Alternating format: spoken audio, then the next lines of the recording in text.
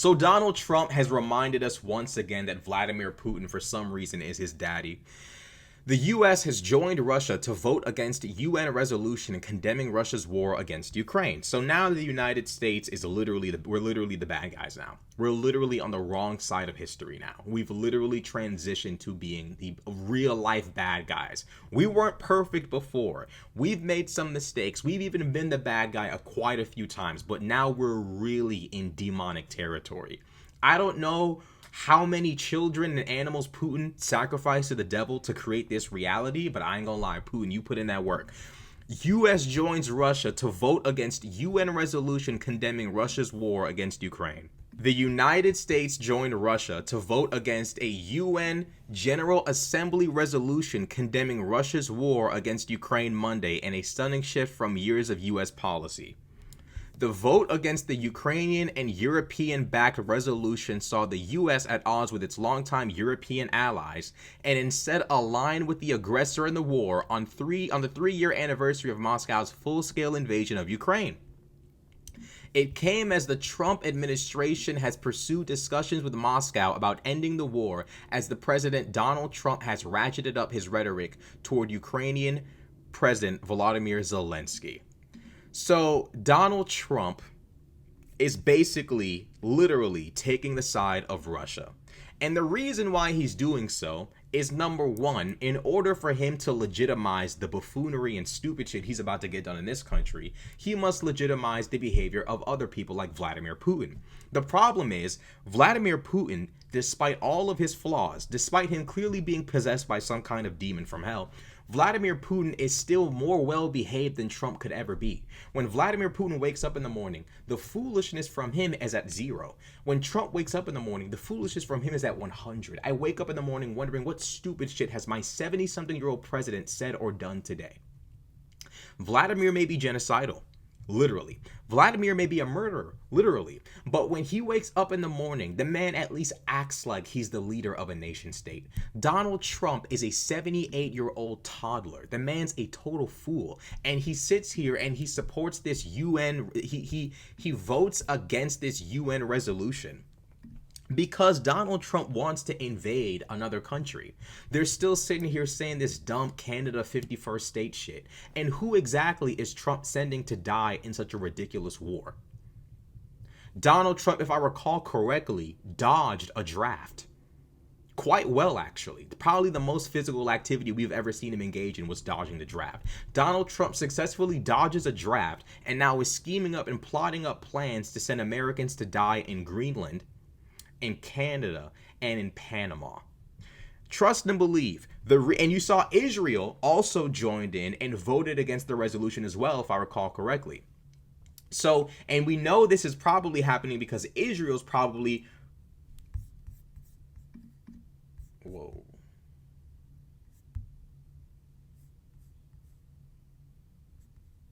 Whew.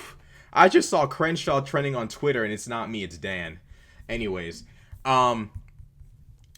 yeah, so what was I saying? Oh, yeah. So effectively, the reason why we're seeing this happen is because Donald Trump himself is plotting and planning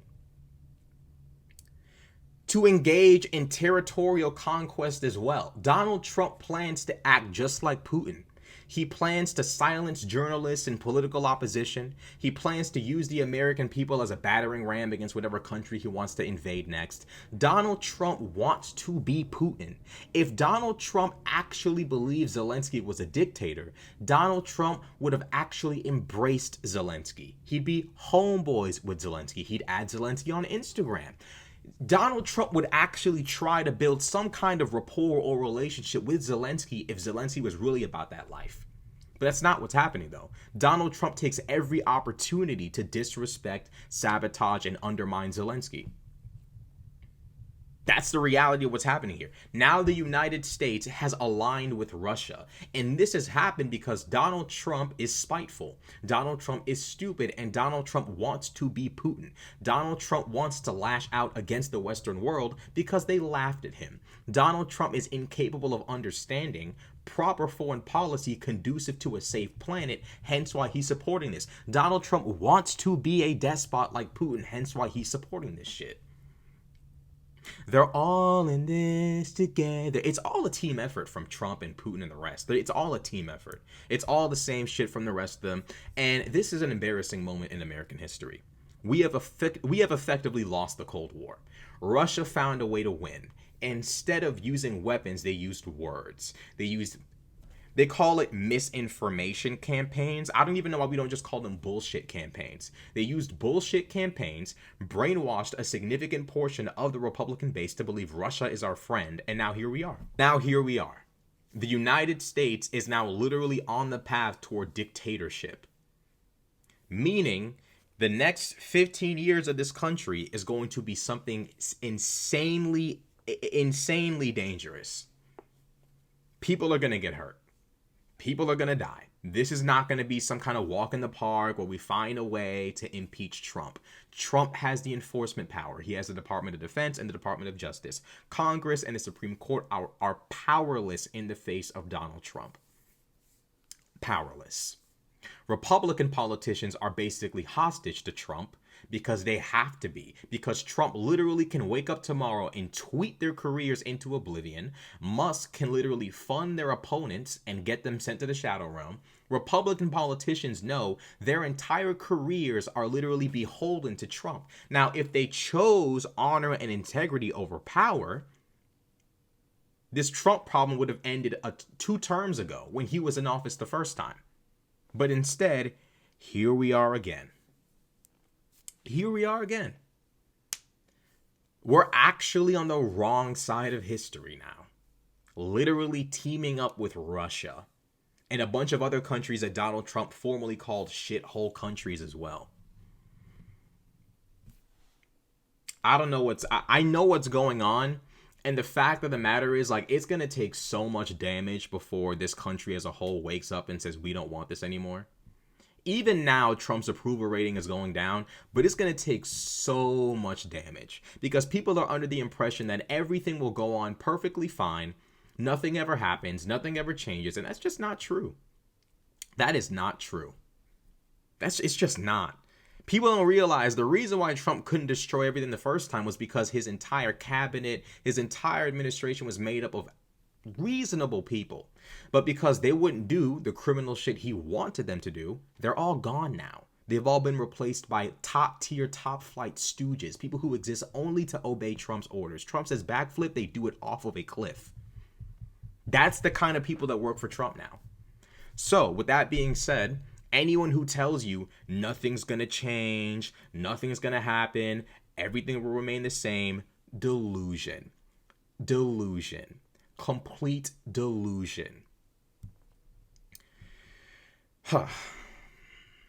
I don't even know what else to say. Like, we're actually drifting further and further toward one of the darkest moments in American history. And I don't know how we're getting out of this one, but just trust and believe Trump is not the final boss of this. You still have characters like Peter Thiel and Elon Musk and JD Vance and the Heritage Foundation. These people know their policies they're literally abhorrent. They know their policies are not favorable to the public. In order to maintain power, they can't use policies that people like. They have to use complete and utter tyranny. Because eventually, with the kind of policies they're enacting, their own base will eventually get tired of them and want them gone. And when that happens, when white conservatives who are ready to take over this and overthrow that, when they turn on this MAGA movement and Trump, when that happens, all they'll really have left is force. So we'll see what happens.